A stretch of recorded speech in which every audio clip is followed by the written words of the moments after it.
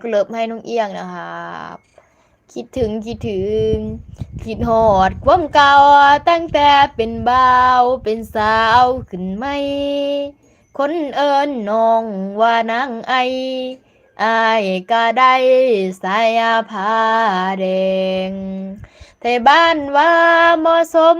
เป็นสิ้นสองตอนอ่อนพี่ให้แต่งจนแอบฝัน ไปหอดงานแต่ง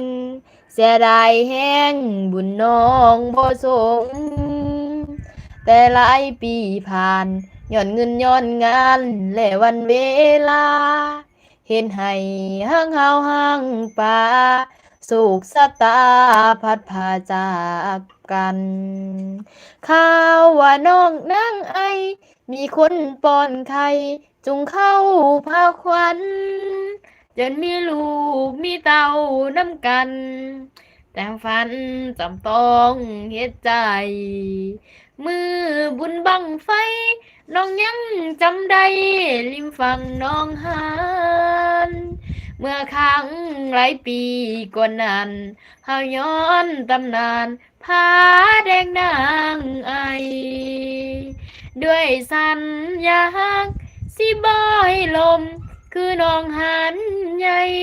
แต่ก็เห็นคือเว่า